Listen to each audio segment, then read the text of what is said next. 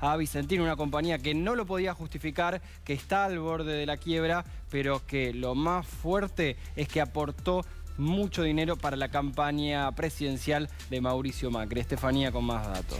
Hoy hubo novedades porque estuvo la segunda parte, se difundió la segunda parte de un informe que viene haciendo Claudio Lozano. Esta vez se puso a revisar los balances de Vicentín. ¿Y qué encontró? Encontró Claudio Lozano, miembro del directorio del Banco Nación, un entramado societario que hace más oscuro, me lo dijo él mismo, todo el entramado de por qué Vicentín pide y por qué Vicentín no paga el préstamo que solicitó. Vamos a hacer un poco la cronología porque este caso es bastante complejo y entonces para entender la dimensión de lo que encontró en este segundo informe revisando los balances Lozano de esta empresa, un poco nos va a aclarar. ¿Qué es lo que empezó a pasar? En 2017 Vicentín empezó a pedir préstamos de adelanto de las exportaciones. ¿Qué quiere decir esto? Que las parte de su producción que exportaba, recordemos que Vicentín, entre otras cosas, se dedica a la exportación de granos, digo, como para hacerlo rápidamente. ¿Qué es lo que hace? Pide, como contrapartida de sus exportaciones, un adelanto.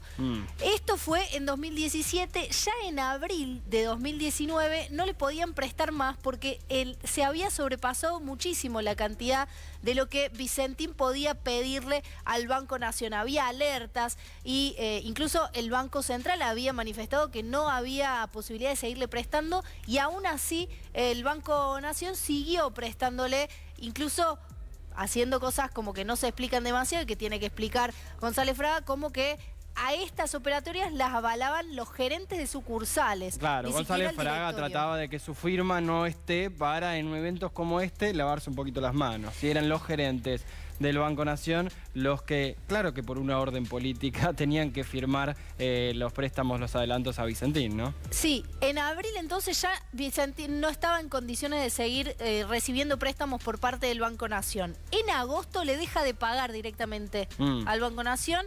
Hay que tener en cuenta que en agosto fueron las elecciones primarias, ¿no? Ahí vemos un cambio específico en el panorama político y particularmente en Vicentín. En medio de toda esta situación llega noviembre y aún así el Banco Nación le aprueba 2 préstamos más. Uno de 61 millones de dólares y otro de 43 millones de dólares. ¿En cuánto te llama? Ya sabían que jamás se lo iban a pagar. No había posibilidad, ya recuerden, el Banco Nación había dejado de cobrar porque Vicentín en agosto le había dejado pagar. ¿Cuánto tarda un banco en llamarte a vos si no pagás tu cuota, ¿no? Si no pagás lo que deberías pagar?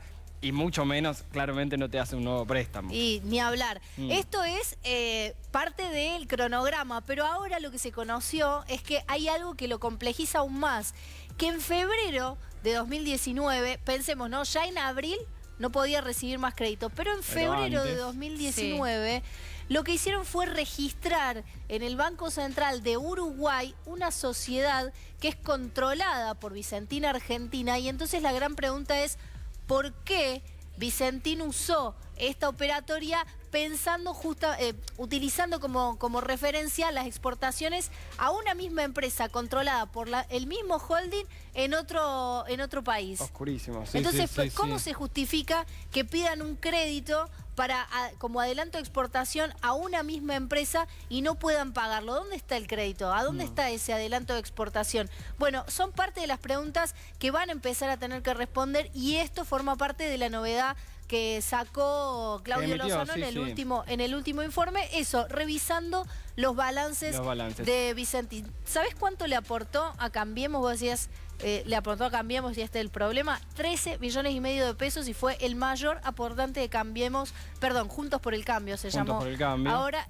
Vicentín fue el mayor aportante de Juntos por el Cambio en las elecciones, 13 millones y medio de pesos. Es escandalosa la última parte de este informe que emite Claudio Lozano, pero agrega también un panorama bastante sombrío en cuanto a lo que era el modelo económico de Mauricio Macri. Es una compañía de un sector muy beneficiado, pero no el sector el campo, cuando se hace ese dilema campo-industria, no. Las exportadoras a las cuales le dieron el control de lo que exportaban, algo que antes hacía más el Estado, el control de la calidad de lo que exportaba y el control de la cantidad y el control de los destinos. Eso, esa parte es la que terminó trastocando mucho las cuentas en la Argentina y también el modelo económico, un modelo agroexportador de hace más de 100 años que